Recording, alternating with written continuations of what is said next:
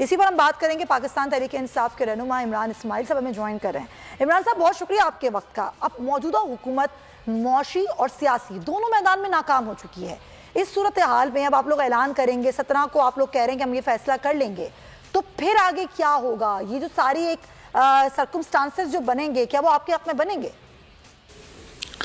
نہیں، ہمیں حکمت عملی کوئی بنانے کی ضرورت نہیں۔ ہم نے تو آپ کو پورا دکھا دیا کہ پاکستان کی پوری عوام عمران خان کے ساتھ کھڑی ہے، اور جہاں تک اسمبلیاں تحلیل کرنے کا معاملہ ہے، عمران خان اس کو 100% انہوں نے جب کہہ دیا تو اسمبلیاں تحلیل ہوں گی۔ اب عمران خان 17 تاریخ کو کیا اعلان کرتے ہیں، یہ دیکھنا ہے کہ 17 تاریخ کو وہ کون سی تاریخ کا اعلان کریں گے اسمبلیاں تحلیل کرنے کے لیے۔ آیا کہ وہ دونوں اسمبلیاں کھٹی تحلیل کریں گے یا کہ بعد دیگرے کریں گے، پہلے پنجاب یا پہلے سندھ کریں گے، پہلے پنجاب یا پہلے KPK کریں گے۔ اچھا، یہ اب ہم نے دیکھنا ہے کہ خان صاحب کیا اعلان کرتے ہیں۔ لیکن انتہائی پاکستان کی جو سیاسی اس وقت چیزیں ہیں وہ پوری ہل گئی ہیں، اور اگر اس حکومت میں عقل ہے جو کہ نہیں ہے، وہ اس کو فوری طور سے عام انتخابات کی طرف جائے گی۔ اچھا، انتخابات کی طرف تو جائیں گے، لیکن آپ کو پتہ ہے حکومت بھی اپنی پوری کوشش کر رہی ہے کہ تکنیکی بنیادوں پر کسی طریقے سے عمران خان کو مائنس کیا جائے۔ 20 دسمبر کو اب تاریخ پہ مقرر ہو گئی نااہلی والے کیس کی۔ اب اس ساری صورتحال میں مائنس عمران خان اگر ہوتے ہیں تو جو ملکی سیاست جو ویسے انسٹیبلٹی کا شکار ہے، مزید کتنی انسٹیبلٹی آئے گی، اور حکومتی غلط فیصلے ہیں وہ کتنا نقصان پہنچائیں گے اس ملک کو؟ کیا اب اس میں کیا میں بولوں آپ کو، کہتے ہیں شاعر کے تجھ سے ملنے کی سزا دیں گے تیرے شہر کے لوگ، یہ وفاؤں کا صلہ دیں گے تیرے شہر کے لوگ، کہہ کے دیوانہ مجھے مار رہے ہیں پتھر، اور کیا اس کے سوا دیں گے تیرے شہر کے لوگ۔ کیا بات، ان کے پاس اور اس کے علاوہ ہے کیا کرنے کے لیے کہ عمران خان کو ڈسکوالیفائی کر دیں، اٹھا کے جیل ڈال دیں۔ ان کی سب سے بڑی بے وقوفی ہوگی، سیاسی بے وقوفی، کہ اگر انہوں نے عمران خان کو ٹچ بھی کیا، اگر انہوں نے عمران خان کو ڈسکوالیفائی کرنے کی کوشش کی، آپ دیکھیں گے کہ پاکستان میں کس طرح پاکستانی عوام کھڑی ہوتی ہے۔ ان سے سنبھالے نہیں سنبھلے گئے معاملات جو عمران خان کو ہاتھ لگانے کے بعد ہوں گے۔ یہ انہوں نے بچوں کا کھیل سمجھا ہوا ہے۔ عمران خان اس وقت پاکستان کا سب سے پاپولر لیڈر ہے۔ اس وقت عمران خان کو پاپولیرٹی میں یہ نیڑے نہیں لگتے عمران خان کے۔ یہ عمران خان کو اٹھانے کے، عمران خان کو بند کرنے کے خواب دیکھ رہے ہیں، تو یہ اپنا شوق پورا کریں، ان کو لگ پتہ جائے گا کہ عوام کا ریاکشن۔ اچھا، آپ کو پتہ ہے معاشی صورتحال کیا ہے عمران اسماعیل صاحب؟ ابھی ایشیا کا مہنگا ترین ملک بن گیا پاکستان۔ مفتاح اسماعیل جو سابق وزیر خزانہ تھے اسی حکومت کے، وہ یہ کہتے ہیں کہ IMF کے پروگرام میں جائے بغیر ہم اس ڈیفالٹ رسک سے نکل نہیں سکتے، یعنی کہ وہ تسلیم کر رہے ہیں کہ غلطیاں ہوئی ہیں اس حکومت سے، اور اس غلطیوں کو درست کرنے کے لیے کہ معاشی پلان بھی نہیں ہے۔ اب اس معاشی پلان کا نہ ہونا، ڈیفالٹ رسک کا بڑھنا، اس ساری صورتحال میں جو ملک دیوالیہ ہونے کے قریب پہنچ گیا ہے، تو کیا لگ رہا ہے آپ کو، کیا ہونے لگا ہے پھر آگے؟ دیکھیں، ان کا یہ بات اچھی طرح سمجھ لیں کہ آپ کو بڑی تسلی ہو جائے گی ایک بار اگر آپ کی سمجھ آ گئی۔ ان کا پاکستان سے کوئی لینا دینا نہیں ہے۔ انہوں نے صرف پاکستان کو لوٹنا ہے، پیسہ باہر پارسل کرنا ہے، واپس آنا ہے، کیسز معاف کرانے ہیں، پھر پیسہ لوٹنا ہے، پھر باہر منتقل کرنا ہے، بس اتنا ہے۔ پاکستان کی معیشت زندہ رہے، پاکستان کی معیشت کی موت واقع ہو جائے، پاکستان کو معاشی نقصان ہو جائے، پاکستان کے عوام بھوکی رہ جائے، لوگوں کی جاب چلی جائیں، ملیں بند ہو جائیں، ایکسپورٹس بند ہو جائیں، کسانوں کی، ہمارا تو پیسہ ہے ہی پاکستان سے باہر۔ اب ڈالر 250 کا ہو جائے تو بھی فائدہ ہے، 300 کا ہو جائے تو بھی ان کا فائدہ ہے۔ نقصان تو آپ کے ہمارے جیسے لوگوں کا ہے، جس سے ان کا کوئی سروکار نہیں ہے، کوئی لینا دینا نہیں ہے۔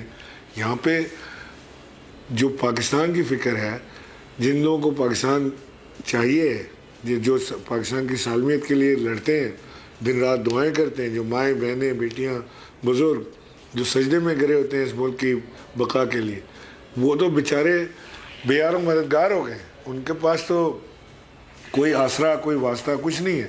وہ کہاں جائیں، کیا کریں؟ جن کی چھوٹی چھوٹی فیکٹریاں لوگوں کی بند ہو گئی، بڑی بڑی فیکٹریاں، یعنی multi national companies, pharmaceutical companies کاروبار بند کر کے پاکستان سے جا رہی ہیں۔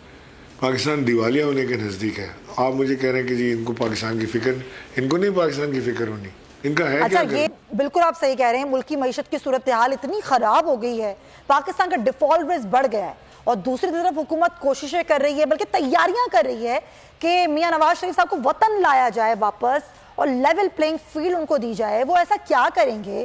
وہ آئیں گے تو کیا پیٹرول کی قیمتیں کم ہو جائیں گی؟ کیا مہنگائی ختم ہو جائے گی؟ کیا شہد اور دودھ کی نہریں بڑھنے لگیں گی؟ کیا ہو جائے گا؟ نہیں، کیسے نواز شریف کے قدم رنجا فرمانے سے کیا ہو جائے گا؟ مطلب کہ بجلی سستی ہو جائے گی؟ یہی بات انہوں نے ساکھ ڈار کے لیے کی تھی. یہ کہ جو چور آئے گا وہ اپنے ساتھ اگر کوئی $1 بلین لے آئے تو ہو سکتا ہے چیزیں سستی ہو جائے، اور اگر یہاں سے مزید $1 بلین کھینچ کے لے جائے گا چوری کر کے تو کیا سستا ہوگا؟ یہ نواز شریف سزا یافتہ ہے، اس کو ایئرپورٹ سے پکڑ کے جیل جانا چاہیے. یہ کہتے ہیں کہ جی اس کے آنے سے برکت ہو جائے گی پاکستان میں، بجلی سستی ہو جائے گی، پیٹرول سستا ہو جائے گا. وائی؟ کیسے؟ ہمیں تھیوری بتائیں نا کیسے، کیا ہوگا؟ ان کی کیا دعاؤں میں اثر ہے؟ وہ ان کا قدم رکھنے سے برکت نازل ہو جائے گی؟ کیا ہوگا؟ مجھے تو سمجھ نہیں آیا. میں سمجھتا ہوں کہ یہ صرف قوم کو بیوقوف بنانے کے لیے یہ باتیں کی جا رہی ہیں.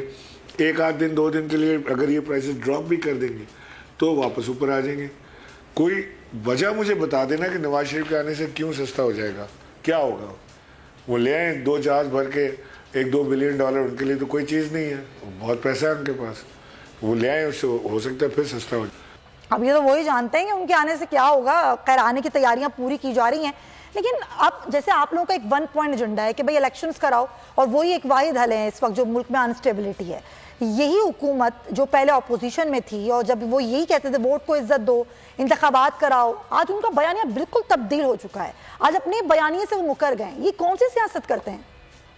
دیکھیں، میں نے آپ کو پروگرام کے شروع میں بھی بات کی تھی کہ ان کے پاؤں نہیں ہیں اس حکومت کے.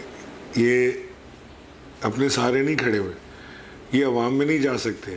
یہ ووٹ مانگنے تو کیا جائیں گے؟ یہ تو برگر کھانے نہیں جا سکتے باہر، بن کباب نہیں کھا سکتے باہر روڈ پہ.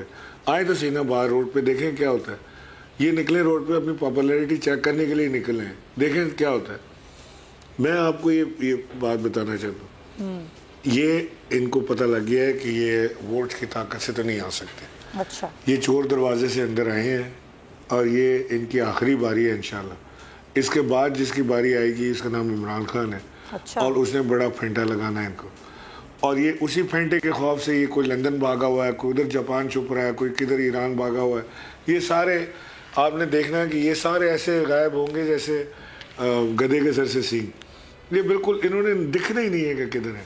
یہ فصلی بٹیرے ہیں، جب فصل لگتی ہے تو آ جاتے ہیں، فصل ختم ہو جاتی ہے تو چلے جاتے ہیں، بلکہ ختم کیا ہو جاتی ہے فصل کو کھا کے چلے جاتے ہیں. ان کا کوئی لینا دینا ہے ہی نہیں پاکستان سے. تو ان چیز چلے دیکھتے ہیں اب مستقبل آگے کس کا ہوتا ہے اور کیسے ہوتا ہے اور انتخابات کب ہوتے ہیں.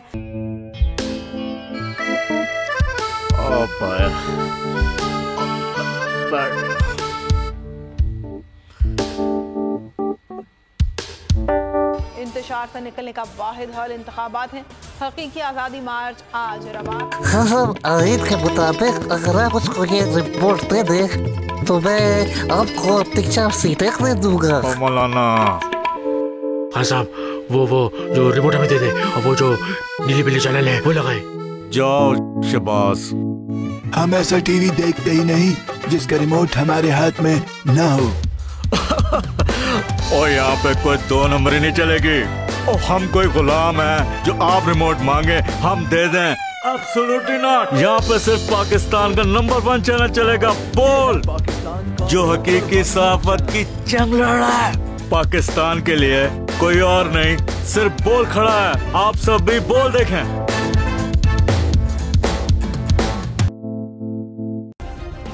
سبسکرائب کریں اور بیل دبائیں تاکہ کوئی خبر رہ نہ جائے.